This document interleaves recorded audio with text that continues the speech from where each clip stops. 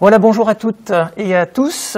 Je suis très heureux de vous accueillir pour cette conférence et animation Thèse en poche. Alors c'est une première en STAPS.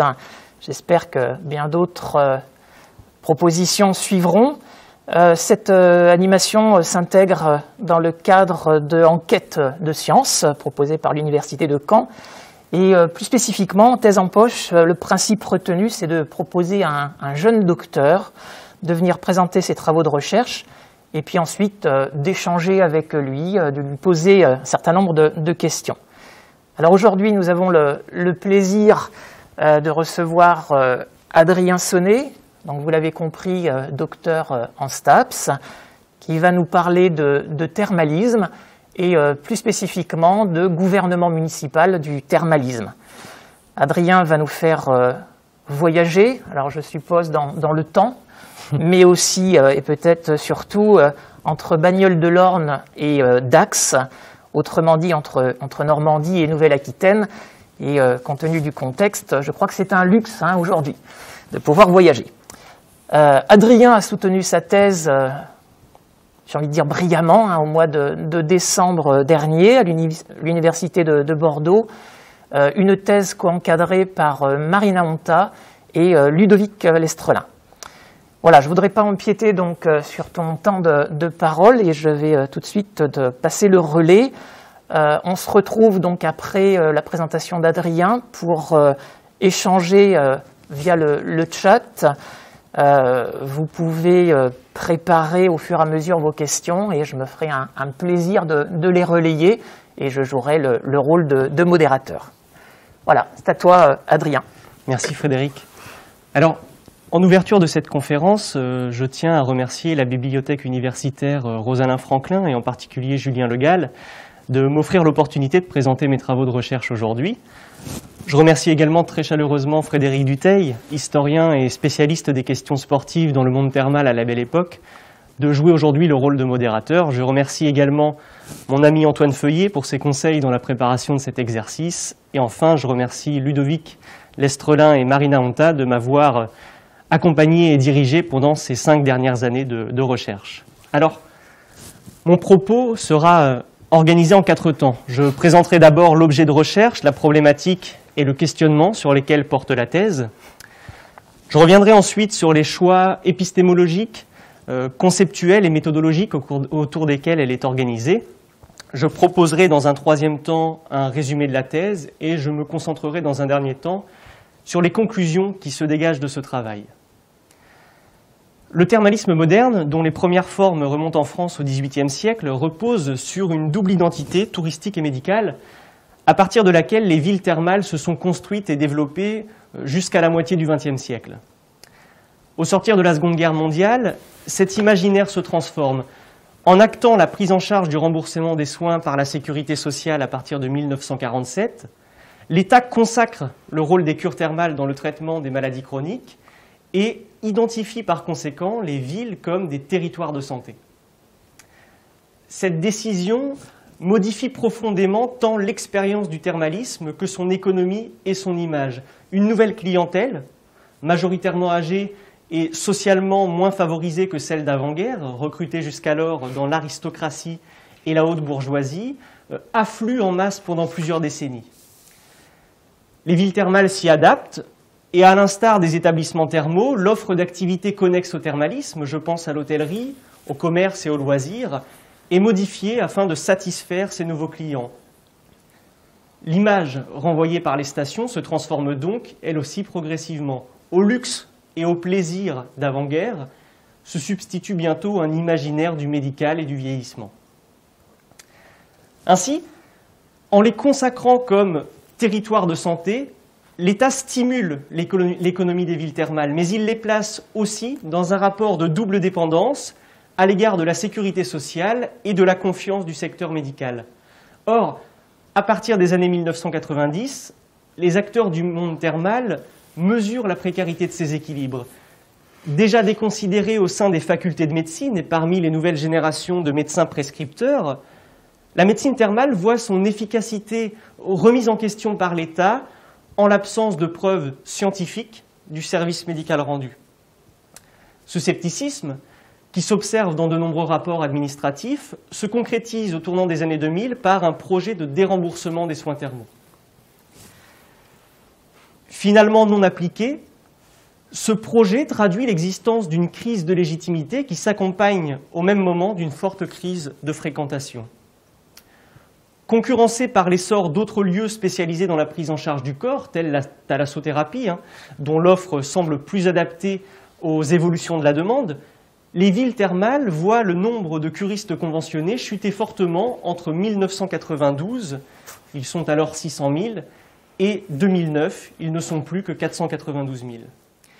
Vous pouvez voir à l'écran que dans certaines stations, les chiffres sont encore plus significatifs.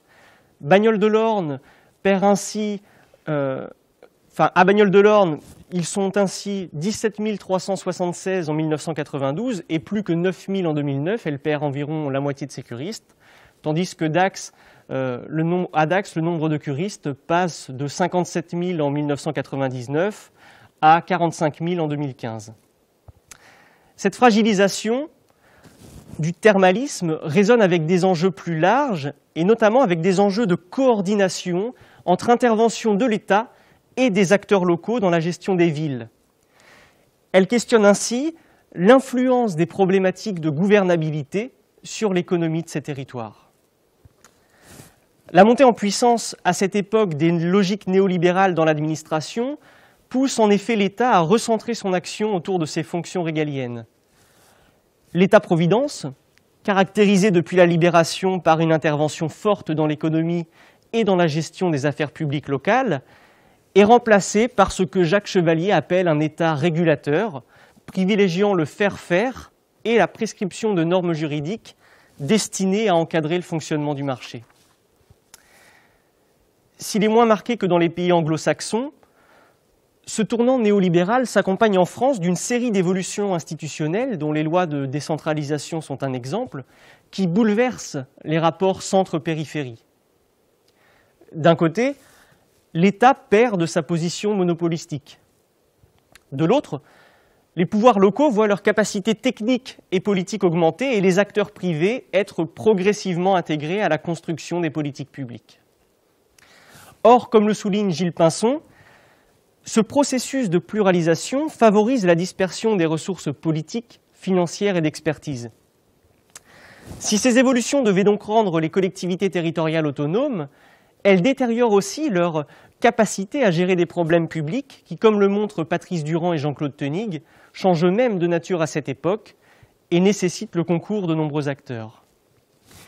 Alors, dans quelle mesure les villes thermales sont-elles touchées par ce double mouvement de retrait de l'État de la gestion publique des territoires? Est-ce que l'État a toujours exercé la même influence sur le développement de l'économie thermale? Les élus locaux parviennent-ils à compenser les effets pervers de cette complexification de l'action publique et à gérer la crise du thermalisme social? Créent-ils de nouvelles relations avec les autres acteurs locaux, économiques, institutionnels et médicaux concernés par cette problématique? Et si oui, quel répertoire d'actions adopte-t-il pour y parvenir? La thèse répond à ces questions en proposant une analyse socio-historique des formes prises par le gouvernement municipal du thermalisme. Pour y parvenir, différents choix conceptuels, épistémologiques et méthodologiques sont retenus. Si, hormis du côté des historiens, les travaux prenant pour objet le thermalisme sont marqués par un désintérêt certain entre le début des années 2000 et la moitié des années 2010, il n'en est rien de ceux portant sur la question des villes en crise. À la croisée de la sociologie urbaine, de la science politique, de la sociologie de l'action publique et de l'économie politique, ces derniers interrogent l'influence du retrait de l'État dans le gouvernement des villes et la capacité des acteurs politiques, économiques et institutionnels à œuvrer collectivement pour gérer les problèmes. Inscrite dans le prolongement de ces travaux, la thèse s'organise alors autour de deux concepts principaux, celui de gouvernement municipal proposé par Olivier Boraz et celui de capacité politique territoriale identifié par Romain Pasquier. Le premier s'est rapidement imposé pour plusieurs raisons, en commençant par l'intérêt qu'il porte au rôle joué par les autorités municipales dans la gestion des problèmes locaux. Le concept de gouvernement municipal favorise également une lecture processuelle, évolutive des relations entre acteurs issus des mondes politiques et administratifs, de la société locale et du cadre institutionnel et financier, autrement dit de l'État central et déconcentré, et depuis les lois de décentralisation, des collectivités territoriales et de leurs groupements. Son utilisation devait donc permettre de réaliser une analyse socio-historique des rapports de pouvoir entre ces groupes d'acteurs et de mesurer leur influence respective sur le développement de l'activité thermale et des villes. S'il est particulièrement attentif aux relations de hiérarchie et de domination, le concept de gouvernement municipal se révèle toutefois peu sensible au phénomène de complexification de la société urbaine et du secteur public municipal à l'œuvre depuis le début des années 1980. C'est donc pour combler cet angle mort que la seconde notion, dont l'un des intérêts est d'envisager que certaines configurations d'acteurs soient ingouvernables, a été mobilisée.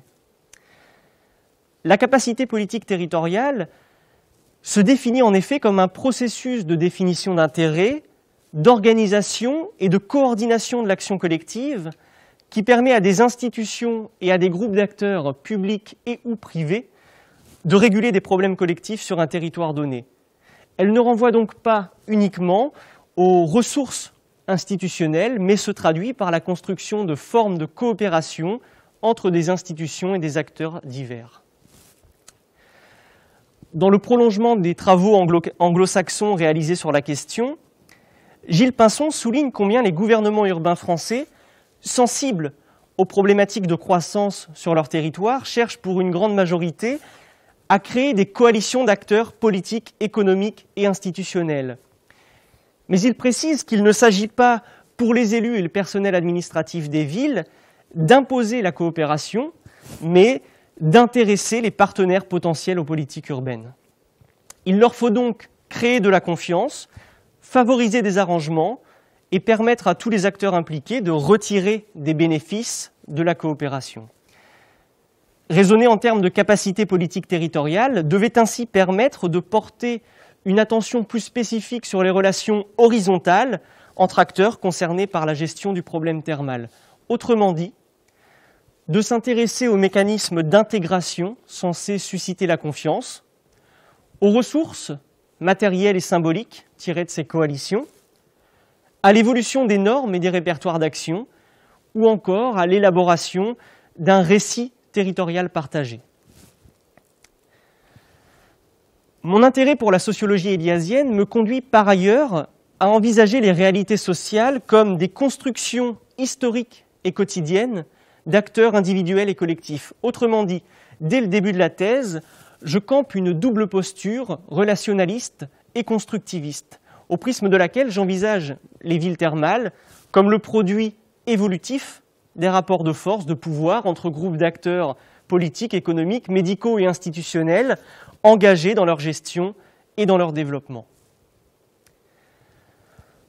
Le monde thermal est ainsi appréhendé, vous pouvez le voir à l'écran, tout au long de la thèse comme une configuration à double étage dans lesquelles les villes et leur environnement politico-institutionnel constituent le premier niveau, l'échelle locale sur le schéma, tandis que l'État et les organisations représentatives des acteurs locaux composent le second, ici l'échelle nationale. Revendiquant une telle posture, il ne s'agissait donc pas d'étudier les villes ex nihilo, mais à l'instar de Norbert Elias, de rester attentif aux contraintes et opportunités ayant pu peser sur l'action des acteurs investis localement, autrement dit d'être sensible au contexte dans lequel ont été et sont inscrites les villes.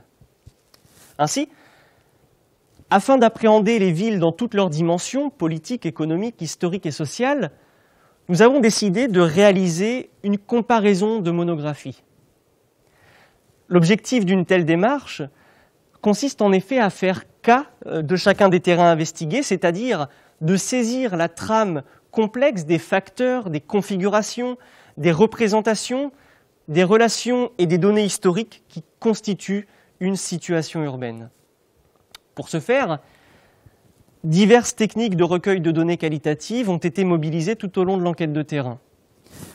50 entretiens semi-directifs, d'une durée supérieure à 90 minutes, ont été menées avec divers acteurs issus des mondes politiques, les élus locaux des deux villes notamment, d'acteurs administratifs, le personnel administratif, d'acteurs issus des mondes économiques, je pense aux exploitants thermaux, aux hôteliers, aux directeurs de casinos, ou du monde institutionnel, le directeur général de l'Agence régionale de santé Nouvelle-Aquitaine, ou le directeur et la directrice des comités départementaux du tourisme de l'Orne et des Landes, par exemple. Des archives municipales ont été dépouillées, des données de seconde main telles que des thèses, mémoires et ouvrages rédigés sur le thermalisme ont été mobilisés, et enfin une multitude de documents tels des bulletins municipaux, des plaquettes publicitaires, des sites internet de collectivités, d'établissements thermaux, ou encore de la littérature grise produite par ou sur la filière aux échelles locales et nationales ont été analysés. Au regard de l'investissement temporel que nécessite une telle démarche, nous avons fait le choix de limiter la comparaison à deux villes aux caractéristiques éloignées. Bagnoles-de-l'Orne, la première, est une petite ville normande de 2500 habitants et la seule station thermale du nord-ouest de la France. Elle est constituée d'un seul établissement thermal regroupant environ 11 500 curistes au début de l'enquête en 2015. Sous-préfecture des Landes, Dax accueille quant à elle 45 000 curistes à la même époque. Surtout, la ville concentre une dizaine d'établissements thermaux et bénéficie d'environnements intercommunal, départemental et régional dans lesquels l'économie thermale est particulièrement dynamique. Les deux villes affichent aussi certaines similarités. Ainsi, si le thermalisme contemporain s'articule autour de 12 orientations thérapeutiques, les stations dacquoises et bagnolaises s'organisent toutes les deux autour de la rhumatologie et de la phlébologie. Ce faisant, elles sont susceptibles d'accueillir un public aux caractéristiques semblables et donc d'avoir probablement subi, toutes deux, les effets de la crise évoquée.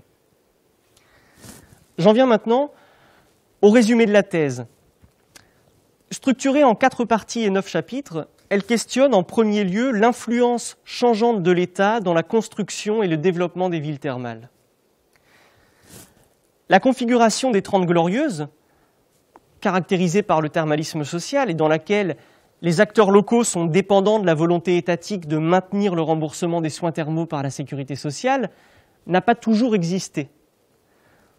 Tout au long du XIXe siècle, les villes thermales s'autonomisent de la domination médicale et du pouvoir exercé par l'État à mesure que le tourisme s'affirme. La création du chemin de fer, la multiplication d'investisseurs privés ou encore le vote de la loi municipale de 1884 facilite le processus. Ainsi, au tournant du XXe siècle, le développement des villes thermales résulte moins de l'action de l'État que des rapports de force qu'entretiennent acteurs économiques, politiques et médicaux à l'échelle locale. Or, les conflits qui apparaissent à la fin du XIXe siècle entre les médecins thermaux, partisans d'un thermalisme uniquement médical, et des élus locaux et investisseurs privés ouverts aux attraits proposés par l'économie touristique, investissent bientôt l'échelle nationale. Les acteurs locaux s'organisent pour défendre leurs intérêts et faire pression sur l'État. Le monde médical est pour sa part déjà bien structuré dès la seconde moitié du XIXe siècle. Que ce soit au travers des différentes sociétés d'hydrologie, à Toulouse ou à Paris notamment, ou via le syndicat national des médecins des stations thermales, marines et climatiques.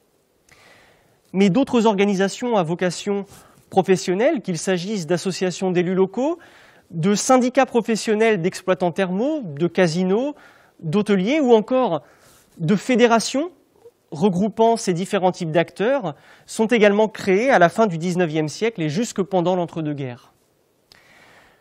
Placé en position d'arbitre entre ces deux conceptions du thermalisme, l'État, ou plus précisément le législateur, statue à 3 reprises en faveur d'une double orientation touristique et médicale de l'activité.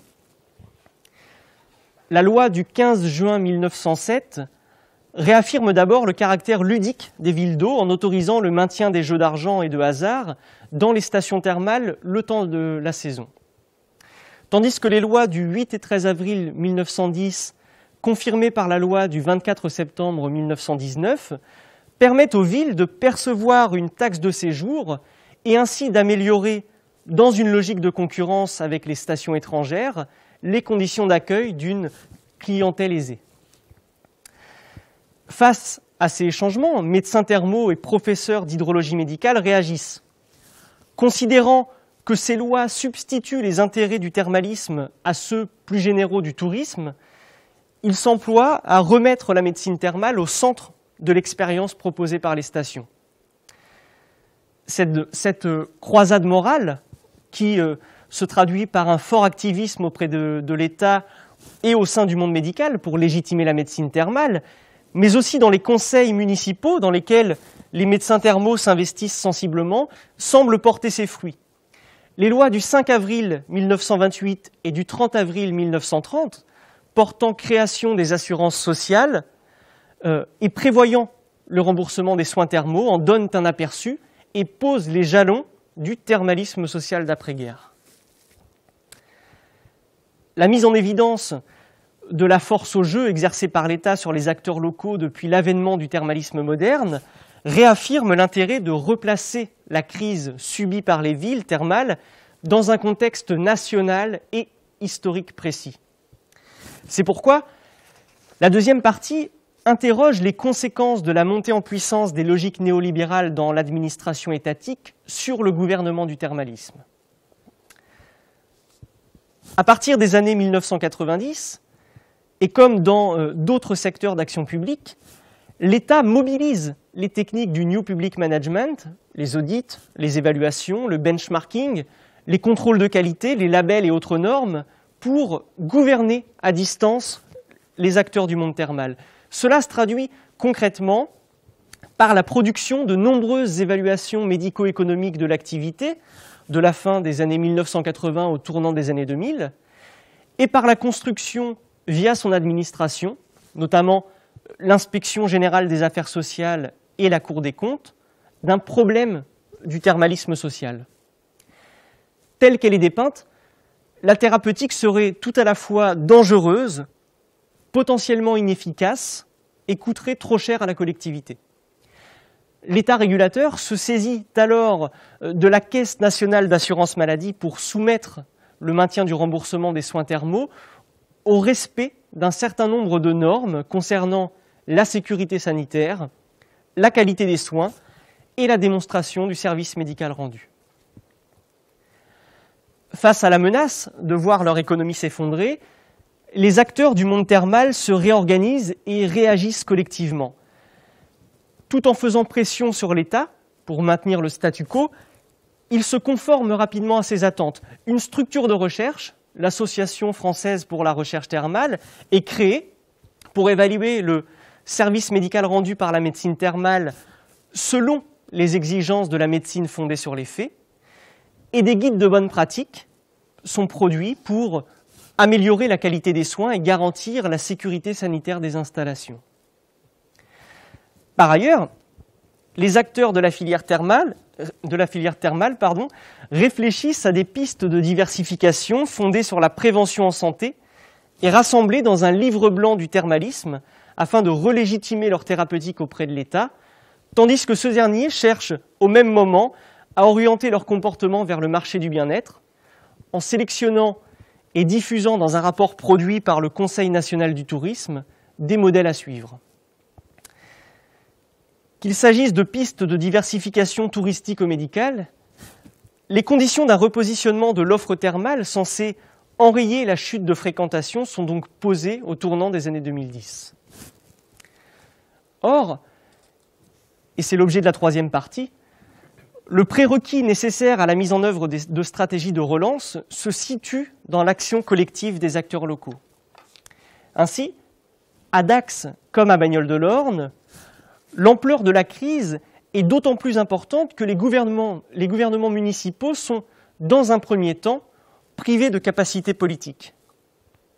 Dans les deux cas, en effet, les institutions municipales sont esselées tout au long des années 2000. À Bagnoles-de-l'Orne, les relations qu'entretiennent les élus locaux avec l'exploitant thermal sont marquées par la défiance et l'évitement, tandis que les rapports avec la région et le département se révèlent pour leur part peu influents.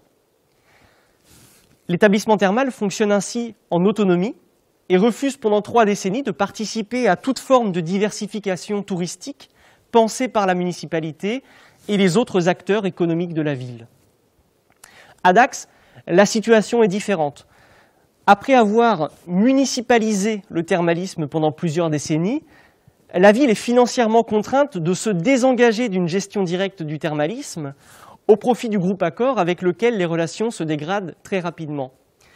Par ailleurs, les relations conflictuelles entretenues par le maire de Dax avec les présidents de la communauté d'agglomération, du conseil général et du conseil régional sur fond de clivage partisan, et les rapports de concurrence entretenus avec la ville attenante Saint-Paul-les-Dax, elle aussi station thermale, accentuent les effets de la crise. Dans les deux villes,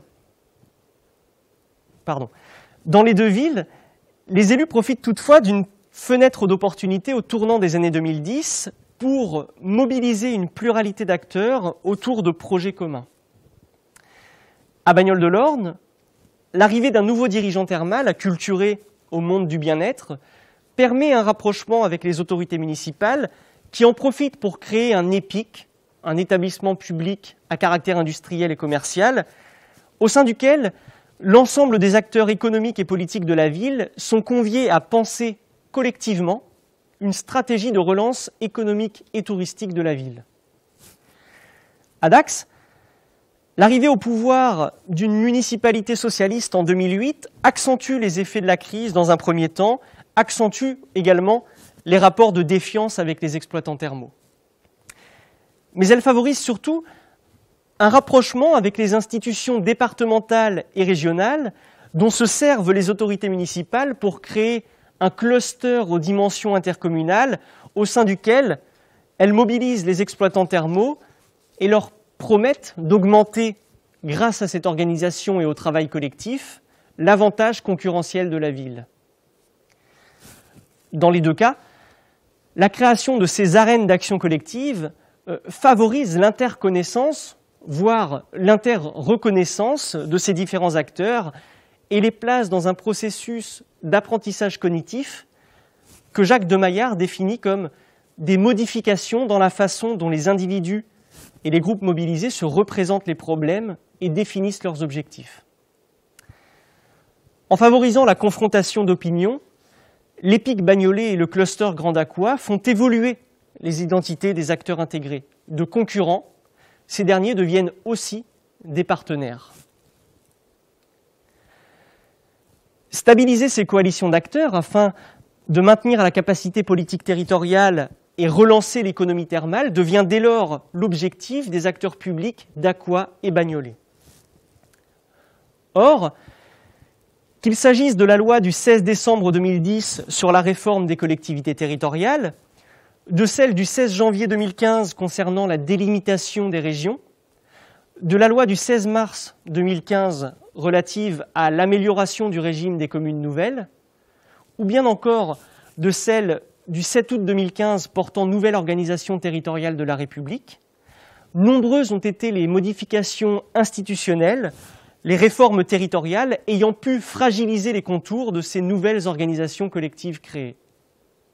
Ainsi, les autorités municipales dacquoises et bagnolaises réagissent différemment, de peur de voir une capacité d'action collective durement acquise, diluée dans une intercommunalité dont ils ne parviendraient pas à obtenir le leadership. Les élus bagnolais se saisissent du régime des communes nouvelles pour réaffirmer leur indépendance localement. À Dax, au contraire, les élus profitent de la socialisation des acteurs à l'action collective dans le cluster et des prescriptions de la loi NOTRe pour parachever l'intercommunalisation de la gestion du thermalisme et augmenter la capacité politique du territoire. C'est toutefois en parvenant à faire émerger une vision partagée de ce que Pierre Lascoum et Jean-Pierre Le Bourris appellent le bien commun territorial que les élus d'Aqua et Bagnolet réussissent à stabiliser les coalitions d'acteurs créées. Les politiques de marketing territorial, initiées à Dax comme à Bagnoles-de-l'Orne par les acteurs publics, sont élaborées collectivement et privilégie le consensus.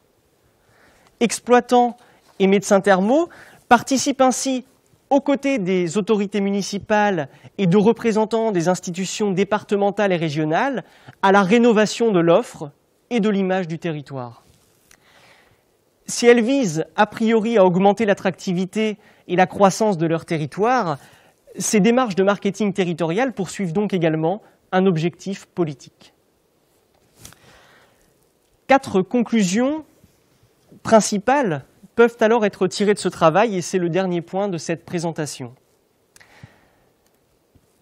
Dans une formule qu'il veut provocatrice, Olivier Boraz situe dans le vote des lois de décentralisation l'épuisement du gouvernement municipal. Ce dernier aurait, selon lui, laissé la place à un gouvernement urbain qui ne s'inscrirait plus dans un rapport étroit à l'État, mais disposerait au contraire d'une capacité autonome de gestion. S'agissant des villes thermales, la démonstration permet d'affirmer, et c'est la première conclusion, qu'il existe encore un gouvernement municipal du thermalisme. Certes, comme dans d'autres secteurs, l'État intervient moins directement dans la gestion et le développement des villes thermales, mais il continue d'exercer une forte influence sur les acteurs locaux.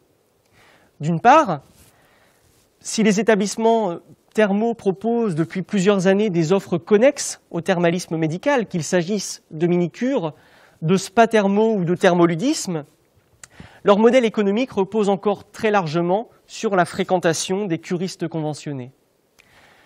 D'autre part, la capacité financière des villes thermales varie elle aussi en fonction du nombre de curistes qui influe sur le montant de la taxe de séjour ou sur celle liée au produit des jeux d'argent dans les casinos. En faisant donc peser sur les villes la menace plus ou moins diffuse d'un déremboursement des soins thermaux, l'État oriente à distance la conduite des acteurs locaux. Ce rapport de domination, associé à la transmission de normes auxquelles se conformer, explique en partie pourquoi des territoires aussi différents que ceux de Dax et de Bagnoles-de-l'Orne retiennent dans des temporalités similaires des stratégies semblables. Celle d'élargir l'offre et l'image du thermalisme vers une acception holistique de la santé, celle ensuite de se réorganiser collectivement à l'échelle locale pour relancer l'économie thermale. Toutefois, ce cadre contraignant, imposé plus ou moins directement par l'État, n'enlève pas toute autonomie aux acteurs locaux.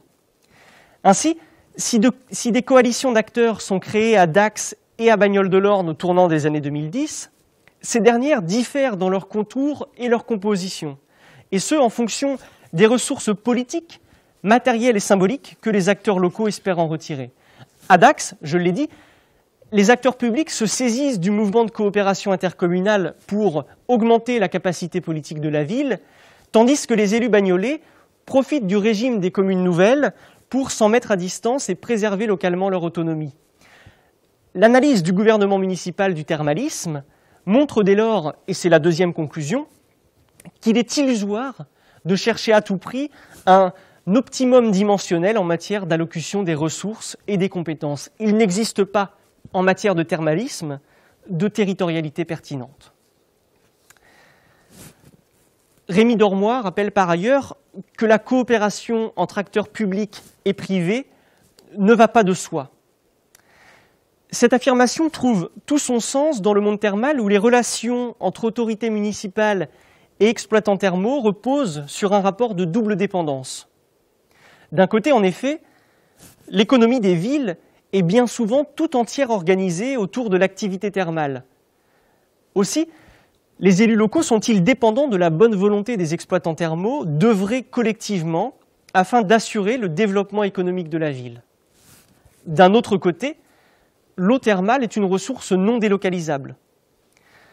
Les exploitants thermaux sont ainsi captifs de la ville et dépendent de la volonté des élus locaux de mettre en œuvre des politiques d'attractivité susceptibles d'attirer curistes et touristes. Si c'est la défiance qui, historiquement, caractérise leurs relations, l'importance de la crise connue par les villes à partir des années 1990 favorise leur rapprochement. Or, et c'est la troisième conclusion, l'échange de ressources, le partage de bénéfices la sédimentation de récits, de normes et de logiques d'action commune, ou encore la production d'une vision partagée du territoire qu'a engendré l'action collective, ont permis de dépasser cet antagonisme et de pérenniser leur coopération. Enfin, et c'est la dernière conclusion, malgré la transformation du référentiel thermal d'un thermalisme social vers un thermalisme de prévention, dans lequel de nombreuses pistes de diversification touristique et médicale pouvaient permettre aux villes thermales de se différencier les unes des autres, la quête de croissance et la recherche de compromis placés au cœur du fonctionnement des coalitions ont favorisé l'uniformisation de l'offre et de l'image sociale des villes thermales. Les exemples Bagnolet et d'Aqua sont de ce point de vue significatifs. Fort des coalitions créées au tournant des années 2010, les acteurs locaux des deux villes entreprennent de gérer la crise en restructurant l'offre et en modifiant l'image renvoyée par leur territoire. Ils s'inspirent alors des pistes de diversification pensées à l'échelle nationale par la filière, le livre blanc, ou par l'État, le rapport remis par le Conseil national du tourisme. Mais les stratégies retenues sont également construites à partir des caractéristiques historiques et géographiques des stations, de la problématique à résoudre, l'intensité vécue ou perçue de la crise, et du rapport de force des acteurs locaux au sein des coalitions. Si, dans les deux cas, l'objectif poursuivi consiste à rajeunir l'image pour augmenter l'attractivité territoriale, les positionnements retenus dans un premier temps diffèrent fortement. Les acteurs bagnolais euphémisent la référence à la santé pour faire de leur ville un territoire de bien-être. Le patrimoine architectural de la ville, ses atouts géographiques ainsi que l'alignement des volontés des élus et du nouveau PDG de l'établissement thermal facilitent la mise en œuvre d'une stratégie de relance par le tourisme. À Dax, au contraire, le positionnement retenu demeure associé à l'univers médical. Le nombre de curistes, environ 45 000 pour Dax et environ 60 000 pour l'intercommunalité du Grand Dax, n'impose pas un changement paradigmatique profond. Les exploitants thermaux restent fortement attachés au thermalisme social qui assure encore la grande majorité de leur chiffre d'affaires. Nombreux, ils sont une quinzaine sur les deux villes, ils parviennent ainsi à se faire entendre auprès des élus et à faire valoir leur vision du bien commun dans ce domaine. Dans un premier temps, les acteurs bagnolais et Grand Aqua semblent donc rejouer l'opposition entre appréhension touristique et médicale du thermalisme. Mais ces stratégies a priori différenciantes tendent progressivement vers l'uniformité à mesure que les acteurs locaux se saisissent des techniques offertes par le marketing territorial. À la stratégie clivante, susceptible de fragiliser la dynamique de coopération, les acteurs d'Aqua et Bagnolet définissent une offre globale capable de séduire un maximum de visiteurs, qu'il s'agisse de curistes ou de touristes. La communication est alors segmentée dans un second temps afin d'adapter la promesse aux désirs des cibles visées. Je vous remercie pour votre attention. Merci Adrien pour cette brillante présentation et passionnante présentation. On va donc enchaîner sur la deuxième partie de cette animation. On va donc te questionner, soit par l'intermédiaire du chat, soit je relancerai un certain nombre de questions. Et je vais me permettre de débuter peut-être cet entretien par une première question peut-être assez basique. Tu as choisi de travailler donc sur le thermalisme. Moi, j'aimerais savoir pourquoi ce choix quand on est un étudiant qui a suivi un parcours STAPS, puis une personne qui rentre dans une problématique de doctorat. Pourquoi donc cette thématique, ce choix de thématique? Et puis, deuxième question qui est liée, j'aimerais savoir pourquoi tu as choisi ces deux stations spécifiquement. Dans ta présentation, tu as tu es bien revenu sur cette analyse comparative, mais j'aimerais savoir si c'est un choix de cœur, s'il y a des raisons stratégiques particulièrement. Merci beaucoup, Frédéric, pour ta première question. Moi, j'ai grandi à une vingtaine de minutes de Bagnoles-de-l'Orne, dans l'Orne.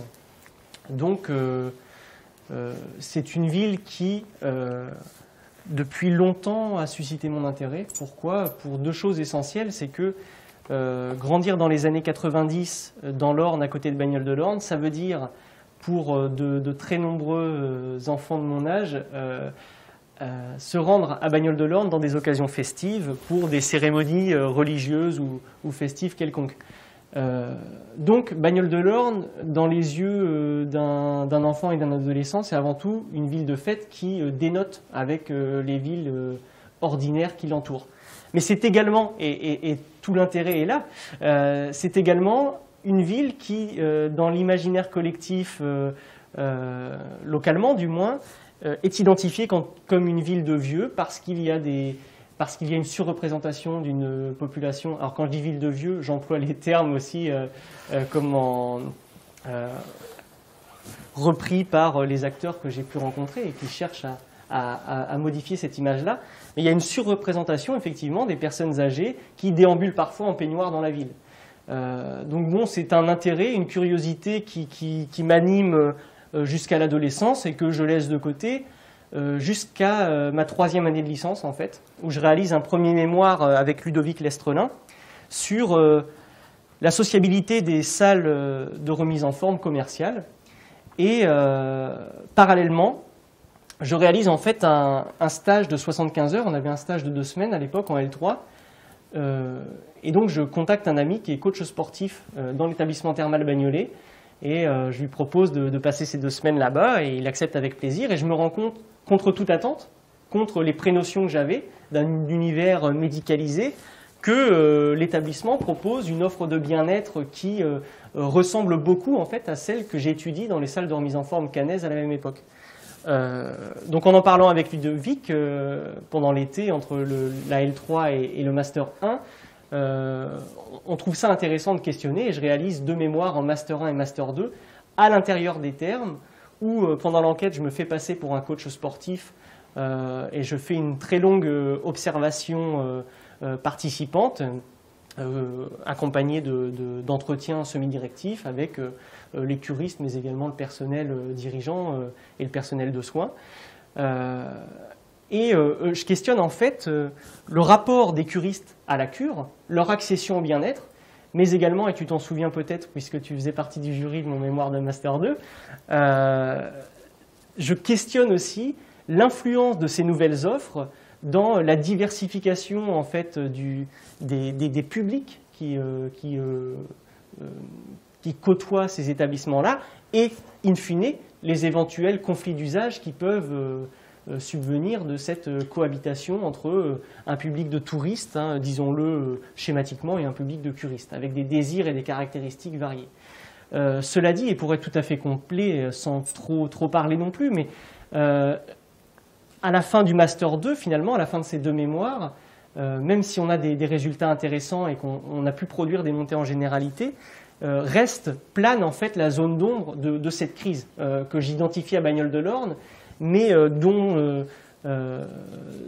à partir de laquelle je me pose plusieurs questions. Est-ce que la municipalité, déjà, que j'ai peu questionné dans mes 2 mémoires, où je suis resté vraiment dans l'établissement thermal, est-ce que la municipalité joue un rôle dans l'évolution de cette offre?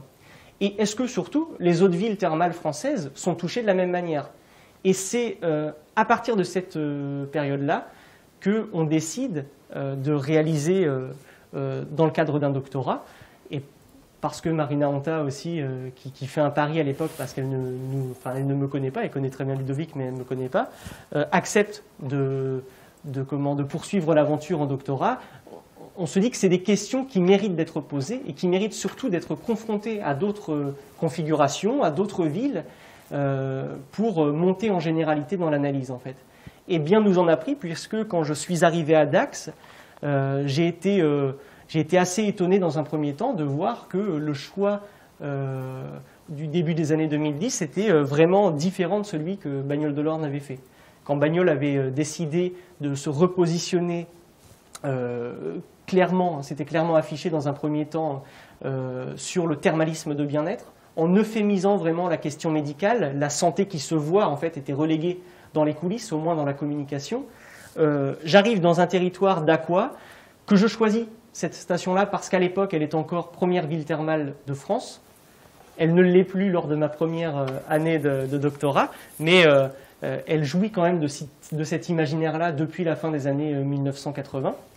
Et je suis assez frappé de voir que là-bas, les acteurs sont persuadés d'avoir raison en réaffirmant le côté médical du thermalisme. Et là, on se dit que une enquête, si on sentait, on pressentait que l'enquête pouvait être intéressante, elle redouble d'intensité à ce moment-là. D'accord, très bien. J'en viens à des questions de méthode. Dans ta présentation, tu nous as indiqué que tu avais mené une 50aine d'entretiens semi-directifs, ce qui est considérable hein, sur ce type d'études. Je suppose que tu as été confronté à des situations peut-être un petit peu particulières, hein, puisque derrière, on l'a bien compris à travers ta présentation, il y a des enjeux économiques, il y a des enjeux politiques, il y a des enjeux de personnes, il y a des enjeux de pouvoir. Hein. Donc, dans ton travail, dans ta démarche d'enquête de terrain, est-ce que cette approche des différents enquêtés a-t-elle été aisée? Et j'entends par là, est-ce que tu as le sentiment d'avoir toujours eu une forme de sincérité qui t'est renvoyée à travers les questions que tu poses, ou est-ce que tu as été confronté parfois à une langue de bois, et d'un point de vue méthodologique, comment tu t'en es sorti? C'est une question intéressante parce que elle pourra faire écho à des problématiques que j'ai rencontrées avec les étudiants en TD de méthodologie, les étudiants de L3 qui commencent les mémoires et qui parfois ont des difficultés à rencontrer des interviewés, à rencontrer les enquêtés, mais aussi à désamorcer la langue de bois, puisque effectivement c'est un exercice qui s'apprend. Alors d'abord, je dirais que pour ma part, j'ai eu quand même beaucoup de chance. Hein. La plupart des entretiens ont été glanés assez facilement. C'est mon hypothèse, mais je pense que le secteur ayant eu à se légitimer auprès de l'État, a un argumentaire déjà à une culture, je trouve, pour la plupart des interviewés que j'ai eus, une culture très fine, historique, économique, sociale aussi, de leur secteur d'activité, et donc sont très prolixes, parlent assez facilement et sans beaucoup de gêne. Et ayant eu à faire cette démarche de légitimation de la thérapeutique auprès de l'État, auprès du monde médical aussi, ils sont séduits en fait par la possibilité de pouvoir en parler. Il n'y a pas d'appréhension a priori. Quels que soient les acteurs? J'allais en venir à un deuxième point. Quels que soient les acteurs, oui et non. Sur certains points plus sensibles, notamment à Dax sur le marketing territorial, en veille d'élection, un an avant les élections de 2020, j'ai eu des difficultés à obtenir des entretiens. On m'a même fait savoir que le métier, alors je ne dirais pas l'acteur visé, mais le métier, il me répond que son métier n'est pas d'aider un étudiant à faire son mémoire. Donc derrière ça, évidemment, ou alors on ne me répond pas. Hein. Et derrière ça, évidemment, on comprend bien que on ne peut pas parler, on ne peut pas s'exprimer parce que ce sont des sujets très sensibles et des sujets électoraux. Mais je dirais que sur les 50 entretiens que j'ai eus, à côté de ça, si on fait la balance, j'ai peut-être eu 4 refus. Donc c'est quand même assez peu. Assez peu. Par ailleurs, désamorcer la langue de bois, c'est évidemment un exercice qu'il faut apprendre à maîtriser très tôt, dès lors qu'on s'entretient avec des acteurs susceptibles de maîtriser l'art du discours, susceptibles d'exercer une forme de domination symbolique aussi lors de l'entretien. Et donc ça s'apprend à gérer un entretien. Si j'avais des conseils à donner aux étudiants de L3 qui entrent sur le terrain, c'est déjà, et je l'aurais déjà dit, mais c'est d'arriver dans un entretien très préparé, déjà, en ayant... Alors, sur une situation comme ça, sur de la sociologie de l'action publique, il y a déjà des processus à l'œuvre ou des processus à venir, il y a un historique des relations, etc. Je pense que c'est très important d'arriver et d'avoir une vision assez fine de tous ces enjeux, déjà, avant de commencer l'entretien, sauf si on a affaire à un entretien de type informatif, non directif, pour commencer à connaître le terrain, comme j'ai pu le faire à Dax, où je connaissais très mal la ville quand j'y suis arrivé. Mais dès lors qu'on veut entrer dans des questions plus sensibles, il faut être très préparé. Et il faut, dans cette perspective-là, il ne faut surtout pas avoir peur de diriger plus fermement l'échange, en fait. Valérie Salapala et Gilles Pinson disent dans un article intéressant sur l'entretien semi-directif qu'il faut relancer l'interviewé, quitte même parfois à l'indisposer. Et ça, j'ai pu le faire parfois avec des résultats tantôt positifs, tantôt négatifs. J'ai eu affaire à un entretien avec un acteur public d'Aqua d'une heure et demie qui s'est soldé au final par des résultats très, très modestes, puisqu'il n'avait pas envie de répondre aux questions finalement. Dernier point, il faut aussi croiser évidemment ces sources et donc essayer de saturer la configuration des acteurs présents pour avoir toutes les visions selon le positionnement social de l'enquêté dans la configuration et également croiser ces sources-là avec, et c'est ce que j'ai essayé de faire, croiser avec des sources écrites, des données de seconde main, d'autres documents qui ont pu être produits et qui peuvent aller à rebours ou qui peuvent confirmer le discours de l'enquêté. Des documents journalistiques, par exemple? Des documents journalistiques, de la littérature grise, donc des documents officiels. Oui, je me suis beaucoup appuyé aussi sur les bulletins municipaux dans cette perspective-là. Notamment, parce que moi, j'ai utilisé l'entretien semi-directif de deux façons. J'ai eu un usage rétrospectif ou narratif pour essayer d'avoir une perspective socio-historique sur les 20-30 dernières années d'acteurs qui avaient vécu les choses. Et donc parfois, le risque, c'est que la mémoire défaille un petit peu, ou alors qu'on réécrive un peu l'histoire en parfois se donnant le bon rôle, ou alors parfois inconsciemment en changeant un petit peu la réalité. Et un usage plutôt compréhensif de l'entretien, où j'essayais en faisant parler les acteurs, en fait, d'avoir les représentations sociales qui sous-tendent les discours. Donc ces deux usages étaient différents et dans les deux cas, le complément avec des sources journalistiques, des sources officielles, me permettait quand même de tendre en tout cas vers une certaine objectivité. Dans ta présentation, on a bien compris qu'au moins 3 catégories d'acteurs locaux ont largement été étudiés, questionnés. On vient de voir un petit peu ce travail à travers les entretiens semi-directifs. Parmi ces acteurs, il y a bien sûr les acteurs politiques, les élus, les acteurs médicaux, dont on connaît l'histoire. Tu as rapporté un certain nombre de propos sur leur importance finalement au fil de cette histoire du thermalisme. Il y a aussi les acteurs donc bien évidemment économiques, les exploitants, les hôteliers, etc.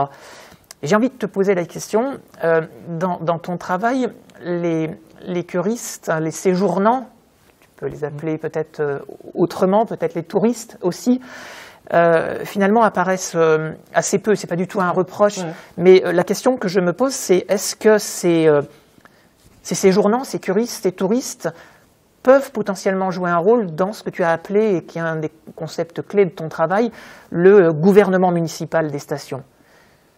Alors, oui, c'est une question qui mérite en tout cas d'être posée, et tu fais bien de le souligner. Effectivement, les curistes sont assez... alors, transparaissent, mais sont absents en tant que catégorie d'acteurs qui pèsent sur l'action publique. 2 raisons pour ça. Si le projet à la base c'était aussi de faire une sociologie de l'offre, donc de l'action publique qui fait évoluer l'offre, et de l'autre côté une sociologie de l'expérience, les mettre en regard, très vite on a compris, déjà la thèse a débordé sur 5 ans, on a compris que ça serait pas possible d'aller plus loin et de recueillir le discours des acteurs. Et par ailleurs, alors évidemment, je pense que les curistes joue ce rôle en se saisissant des offres, mais je n'ai pas identifié, en tout cas à l'échelle locale, de d'organisation de curistes qui se structurent pour peser sur l'action des villes. Je pense que c'est très lié, même si les curistes, souvent, on peut quand même observer ça, hein, et ça a déjà été observé par d'autres chercheurs, une certaine récurrence dans le choix des stations, oui. Donc qui reviennent souvent dans la même, qui ont un lien très fort avec la station. Je pense que le caractère éphémère de leur fréquentation ne les invite pas ne permet pas de peser plus que ça sur l'action publique. Et à la fois, tu as des curistes, appelons-les tels quels, qui reviennent, tu l'as très bien dit dans ton exposé et dans ta thèse, qui reviennent systématiquement au même endroit. Ouais. Ces gens-là construisent des habitudes, deviennent des interlocuteurs relativement proches, voire très proches, ne serait-ce qu'avec le personnel médical. C'est pas un étonnement de ma part, mais c'est vrai que je suis presque surpris de voir qu'il n'y ait pas, ou tu n'aies pas rencontré, peut-être que c'est dans ces deux stations, de groupes constitués, de curistes ou séjournants qui deviennent une vraie force, y compris une force politique, une force de proposition d'une certaine manière quant au dispositif local. Oui, tu as raison. Après, j'ai pas envie de faire de conclusion définitive. C'est possible aussi que ça soit une zone d'ombre de l'enquête. C'est fort probable. D'ailleurs, il me semble avoir identifié à l'échelle nationale, pour le coup, la création d'une organisation de curistes constitués. J'ai pas encore creusé la question, ça fait partie aussi des perspectives qui vont venir dans l'après-thèse. Ce que je peux dire en tout cas, c'est que sur Bagnoles de l'Orne, tu as raison de dire ça, parfois même pour poursuivre ta question et ta réponse d'ailleurs, comment certains curistes achètent des maisons secondaires et viennent vivre en fait leur retraite à Bagnoles de l'Orne. Donc ils font un premier pas dans la cure, de n'importe quelle manière que ce soit, soit par le pied touristique, soit par le pied médical, et viennent se saisir des charmes de la ville ou des charmes envisagés comme tels, à rebours de la ville stressante, bruyante et polluée que peut être la métropole. En tout cas, c'est l'imaginaire qu'il y a derrière ça. Donc viennent s'installer pendant leur retraite, et dès lors qu'ils s'installent, ils s'intègrent très bien dans le modèle du gouvernement municipal, dans ce qu'on appelle, avec Olivier Boraz, qui parle de société urbaine. Nous, vu la taille de nos villes étudiées, on parle de société locale, mais c'est cette idée-là, c'est comment en fait des acteurs s'organisent en groupes sociaux pour peser sur l'action publique. Et l'action locale, c'est ça. Donc très certainement qu'il y a quelque chose à creuser dans cette perspective-là. Ouais. Le thermalisme social, tu as consacré un chapitre complet, voire une partie complète. Est-ce qu'on peut dire qu'il est en sursis? Non, bien au contraire, je pense pas. En fait, ce qu'on identifie, c'est que, alors sans avoir les chiffres précis, je me souviens que le PDG de l'établissement thermal Bagnolet, en 2016, me disait que ça représente encore plus de 60% de son chiffre d'affaires. Donc, il ne le néglige pas, loin de là.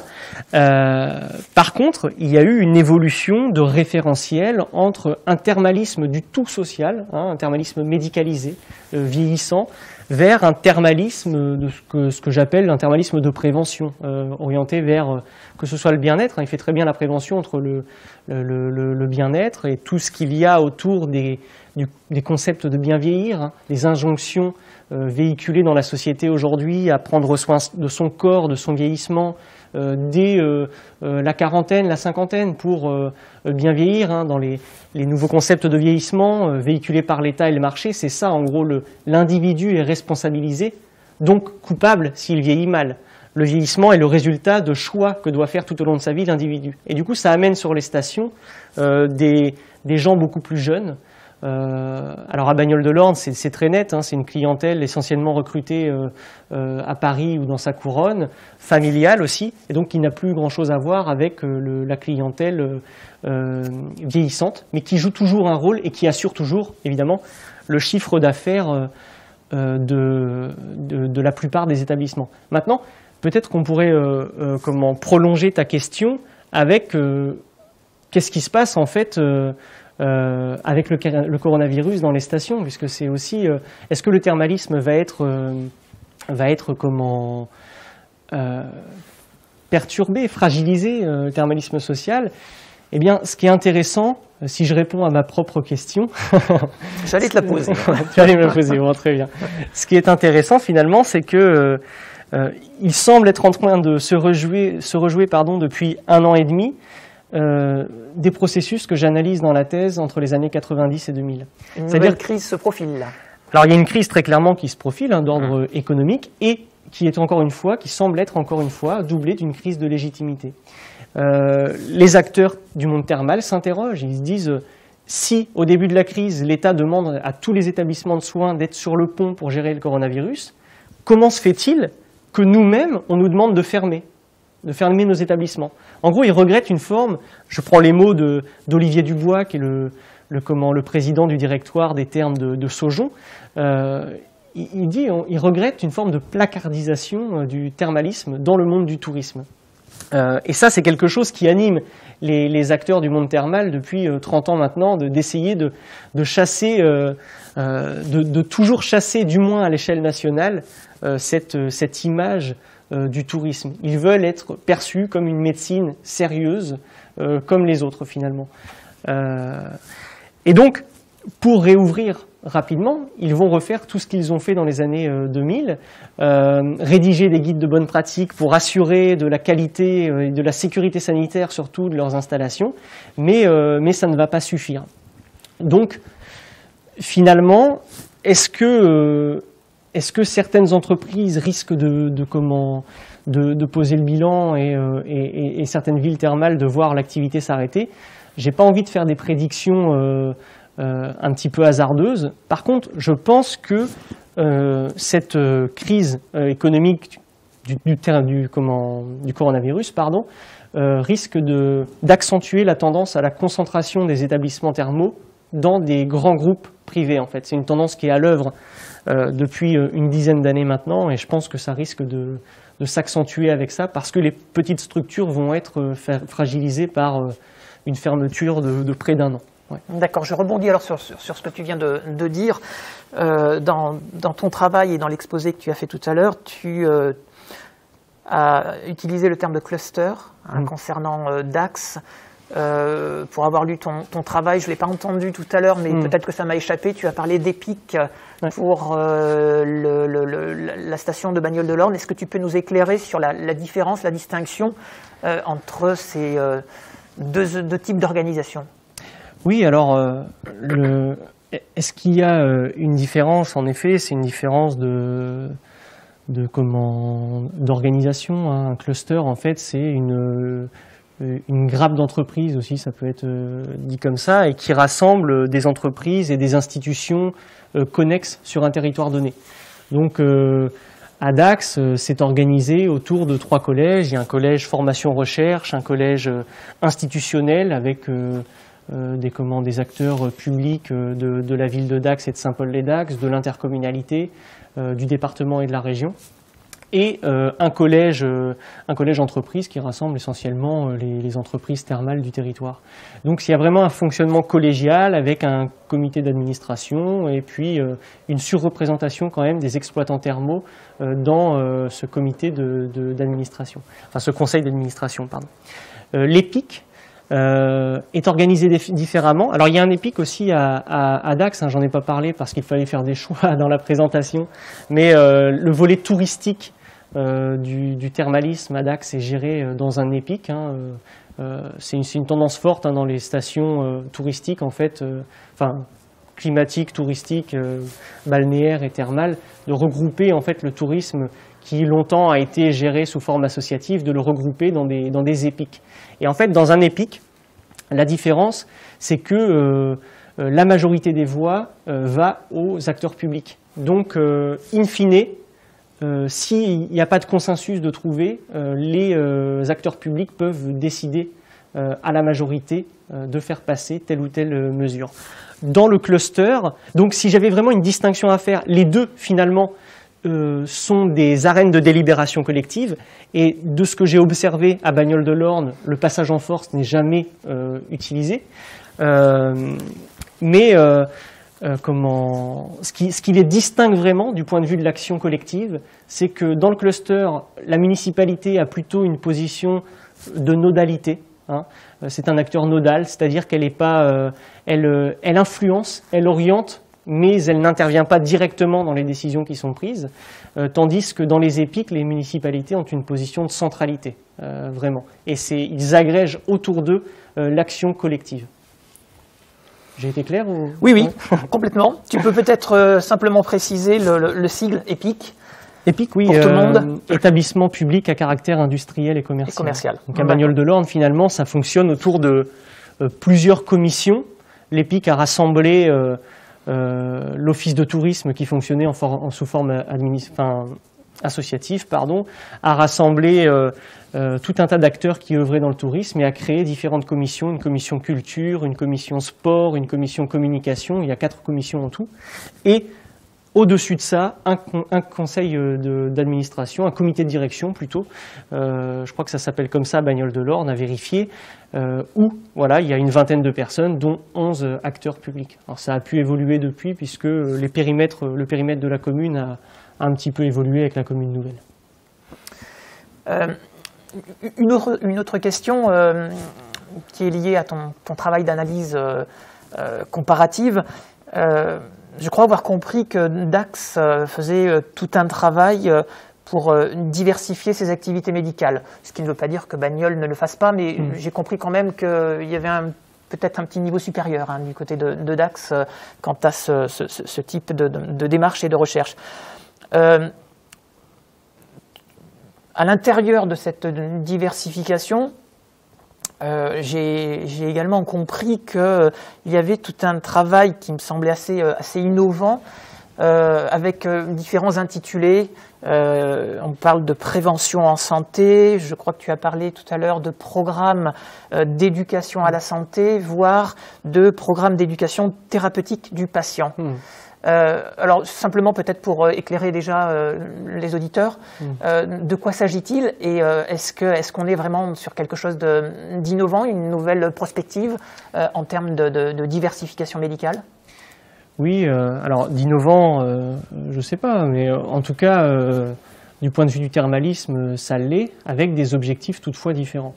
Dans les deux cas, Bagnoles-de-l'Orne comme à Dax, les deux villes propose des diversifications médicales autour de la prévention en santé. En fait, là où ça diffère vraiment, c'est autour de la communication dans un premier temps, où l'une va vraiment les mettre en avant. À Dax, Dax veut être identifié comme un territoire de l'excellence thermale, quand Bagnoles-de-l'Orne préfère être identifié comme un territoire du bien-être. Et donc, tout ce qui est médical est plutôt euphémisé.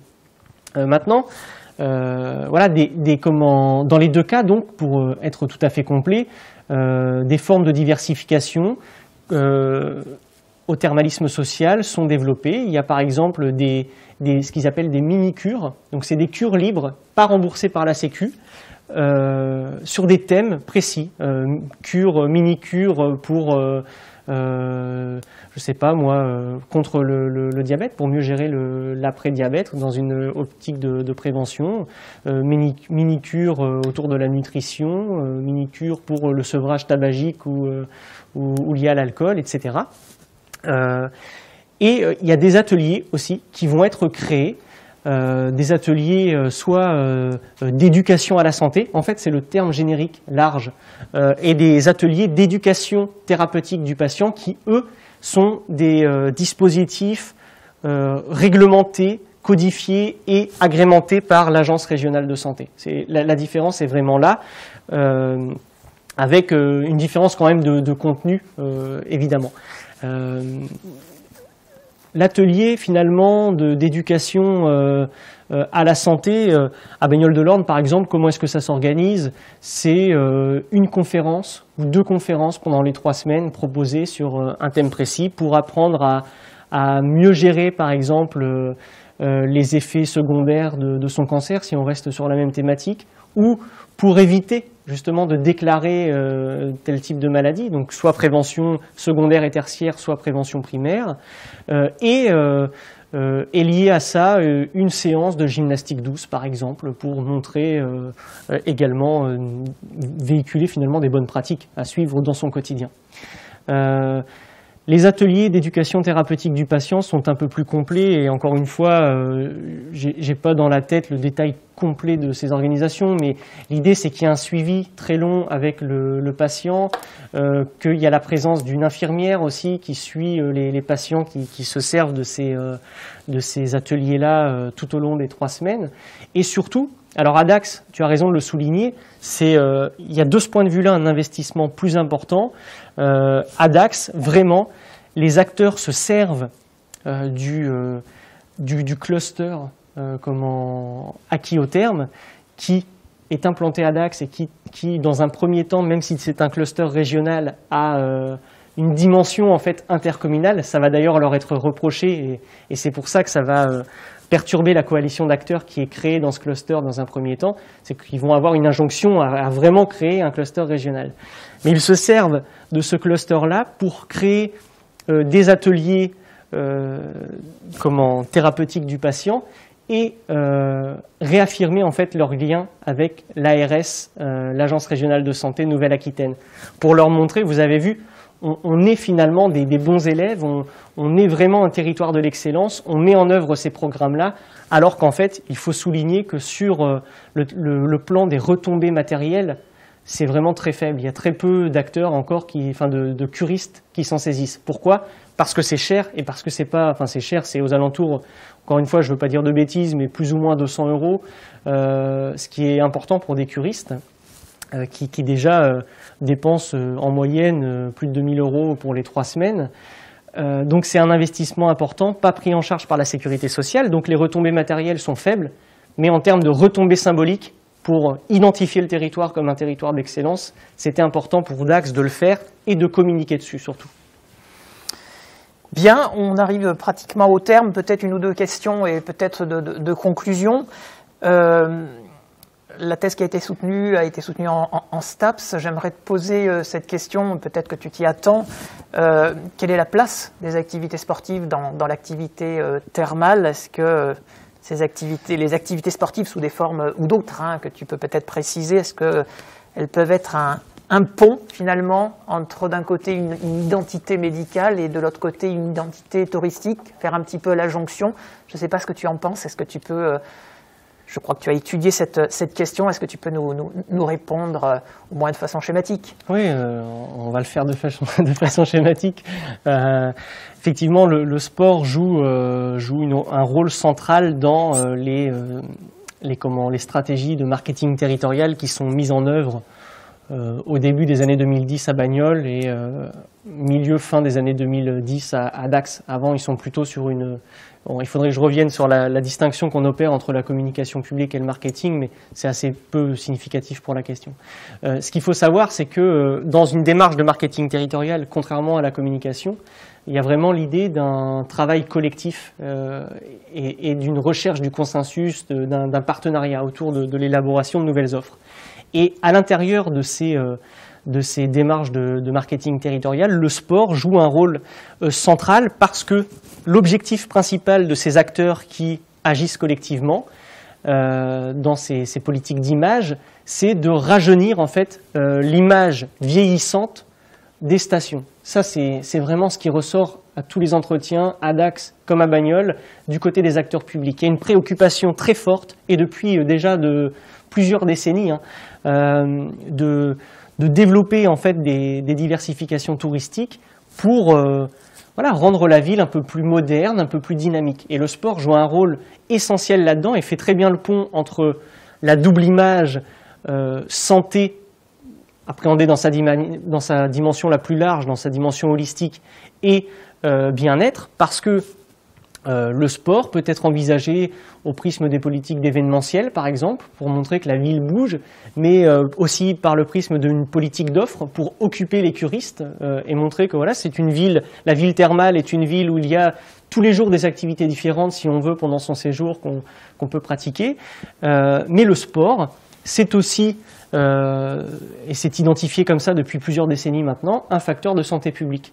Donc le sport santé s'est beaucoup développé ces dernières années dans tout un tas de villes, dont Biarritz et Strasbourg ont été les pionnières, et est reconnu par l'État comme facteur de santé publique depuis quelques années maintenant, avec les dispositifs de sport santé sur ordonnance, hein, par exemple. Et dans cette perspective-là, le sport est beaucoup utilisé. Alors, pour être précis, puisqu'on est quand même en STAPS, parlons d'activité physique plutôt, ou de sport appréhendé dans sa dimension la plus large, hein. Il ne s'agit pas de faire jouer les curistes à une pratique brutale, mais des activités physiques telles que de la marche nordique, de la gymnastique douce, de la gymnastique d'entretien, de l'aquagym en milieu thermal. C'est quelque chose qui est très développé. D'ailleurs, ce que j'avais pu identifier à Bagnoles-de-l'Orne lors de mon Master 2, c'est que certains clients de la structure se saisissent des cours d'aquagym comme on peut se saisir d'une salle de remise en forme, en fait. Il y avait vraiment un usage de la cure comme d'une salle de remise en forme. Et ils venaient 2 fois par semaine. Alors, dans leur biographie, on pouvait se rendre compte que c'est des gens qui avaient déjà eu, la plupart du temps, un itinéraire de vie marqué par la maladie, hein, et qui venaient dans une optique de prévention secondaire ou tertiaire, et donc pour éviter la récidive ou la rechute, ou pour mieux gérer les effets secondaires de la maladie. Et le sport joue vraiment un rôle central là-dedans. Ouais. D'accord. Alors peut-être une dernière question que je vois sur le chat. Est-ce que tu aurais un conseil ou des conseils pour des étudiants qui aimeraient se lancer dans une thèse? Comment s'y prendre, même s'il y a des choses qui ont déjà été présentées tout à l'heure? Mon premier conseil, je dirais tout de même que c'est de choisir un sujet qui nous anime. Je crois que c'est un conseil un petit peu bateau, mais qui est important, parce que c'est pas anodin en fait de faire une recherche, que ce soit en licence, en fait à chaque moment du parcours universitaire, en licence, en master ou en doctorat, c'est quelque chose avec lequel on vit, et on peut le voir même avec les étudiants de L3 qui sont animés parfois par des petits doutes existentiels au moment alors à leur mesure, mais au moment de l'écriture. Et que donc, il faut avoir une appétence quand même intellectuelle pour le terrain qu'on a envie de découvrir. Et derrière, voilà, on fera tout un travail de réflexivité et de mise à distance pour essayer de tendre vers l'objectivité. Mais si, avant tout, on n'a pas un intérêt prononcé pour l'objet étudié, je pense que voilà, ça risque de ne pas mener très loin. Donc si j'avais un conseil à vous donner, chers étudiants, ce serait de choisir un terrain qui vous anime. D'accord. Très bien. Eh bien, écoute, Adrien, on te remercie pour cette présentation et ces questions, ces réponses aux questions, pas ces questions, hein, ces réponses aux questions parfaitement claires, explicites. Merci beaucoup, Frédéric. Merci pour ta participation.